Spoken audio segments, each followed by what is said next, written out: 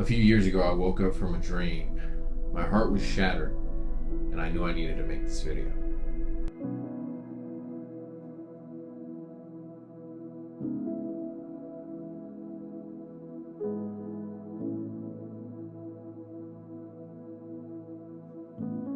You see, the night before I had that dream, I was listening to a married couple share their story of how God led them both together. It was this very sweet, encouraging story. In that moment, I asked God about the special lady that He was sending my way. And I believe He responded to me in this dream.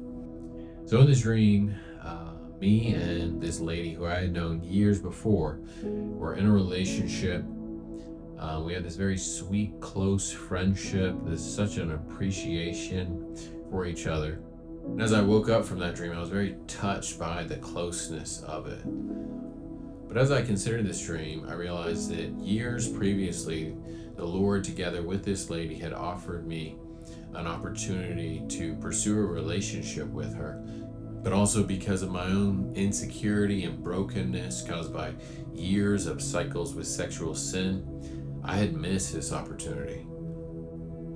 Now, the lady had rightly moved on into a relationship with someone else, but in this realization, my heart was shattered, realizing that God had offered me a good gift, and I did not receive it because of sexual sin.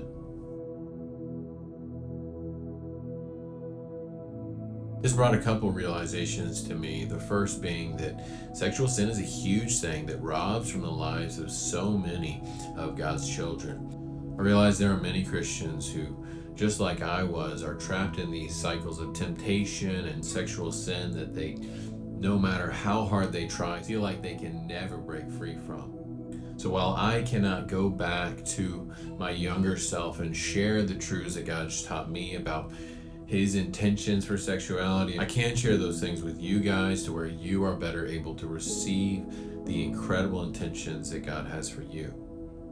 So today I'll be sharing with you guys 3 keys that the Lord has led me in of receiving His forgiveness, freedom, and restoration with regard to sexual sin. So these 3 keys are: first, to understand; second, to confess; and third, to believe.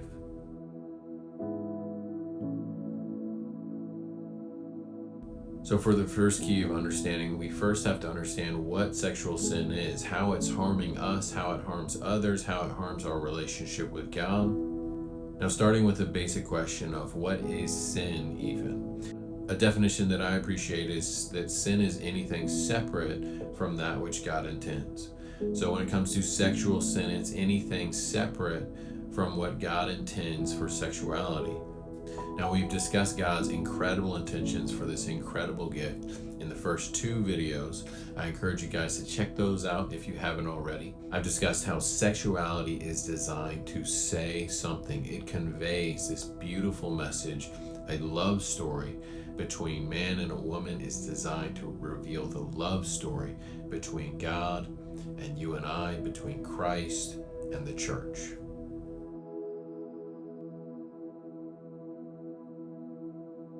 You see, the gift of sexuality is this incredible gift that God has given for us to completely give ourselves over to a specific message. And when it's used in the ways that God, the source of life and goodness, has intended, it results in life and goodness. But when sexuality is used separately from what God intends, we are completely giving ourselves over to a broken message, which results in deep brokenness for us in a variety of ways: mentally, emotionally, relationally, physically, and spiritually. So for some examples on how this plays out, there was a time when I was washing dishes and I was thinking about these things. I was saying, Lord, I'm a bit frustrated because there are certain aspects of sexual sin that are very clear to me why that's wrong, how it's damaging, but other aspects I really don't understand. And I believe He highlighted some points to me, starting with pornography.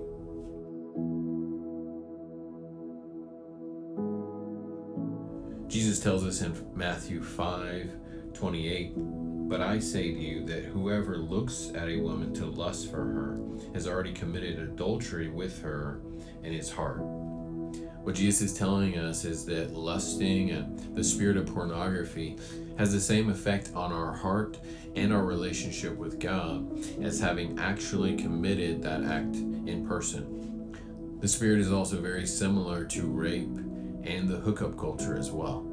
God has designed the gift of sex to be a means of which we completely give ourselves over to our covenant partner. But when we use this gift with no intentions of committing ourselves to the other, essentially the message that we are completely giving ourselves over to is that I completely rob from other people, and in this I am satisfied. Giving ourselves over to this message is very dangerous. It numbs our ability to feel, experience, and process life and relationships properly. It damages the heart's ability to give and receive love.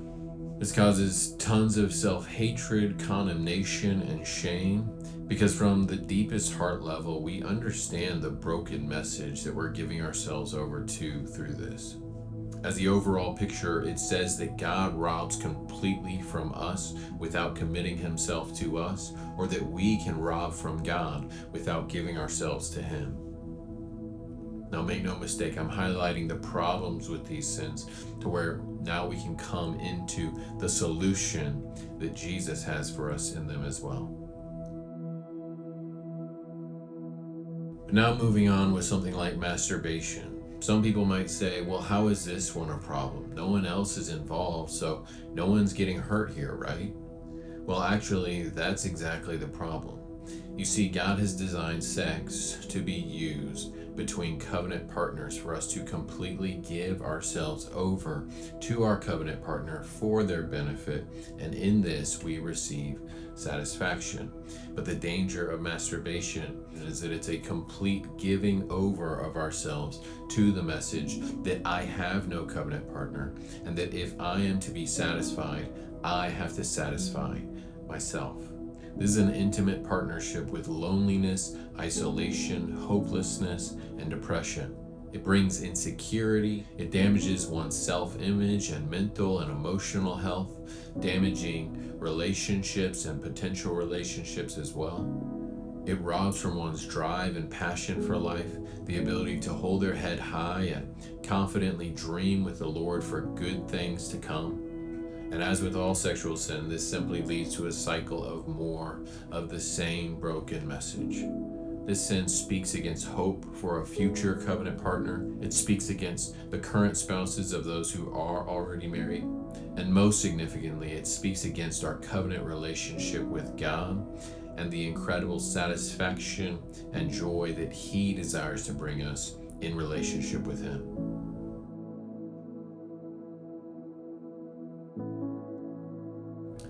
Then we have something like homosexuality. From what I understand about this particular sin is that it says there is something deeply and intrinsically wrong with who I am, and in order for me to give or receive love as I deeply yearn for, I must significantly change myself. This is a way someone completely gives themselves over to a message that constantly speaks against the incredible value that God has designed this person with. It keeps them constantly running in a cycle of constantly trying to become something else to earn whatever affection they can receive.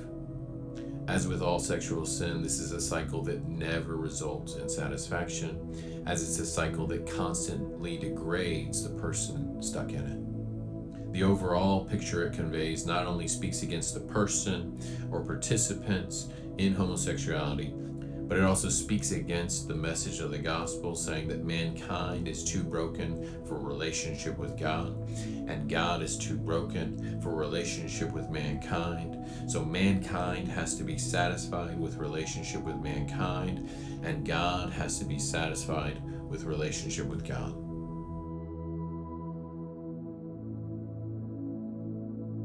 Then we have premarital sex. The danger of this sin is that God has designed sex to be where we completely give ourselves over to our covenant partner, to the one that we have already declared our full commitment to in marriage. But to use this gift without having committed ourselves to the other robs from the other person and ourselves. It says that I can completely take from this other person without committing myself to them, which is very similar to rape. But it also says that I must completely give myself to this other person without receiving their complete commitment to me, which is very devaluing. At a deep level, this use of sex damages the trust in a relationship. It damages the ability to evaluate and enjoy the relationship correctly. And it speaks against the incredible relationship that we're designed to have with Jesus, one of covenant, commitment, assurance, and trust. Surely there are other messages involved in these sins and other sins as well. And while I can't cover all those things, and nor do I know them, they must be evaluated in light of God's intentions and how these things are separate from God's intentions and truth. In looking at these examples, we can see that all that sin really is a partnership with a lie, something against God's truth and intentions. Yet as we partner with these lies through our actions and completely giving ourselves over to these messages, we earn curse in our lives, in our relationships, in the lives of others, and in our relationship with God as well. But there's good news for us here. God offers us forgiveness, freedom, and restoration. And that brings us to our second key.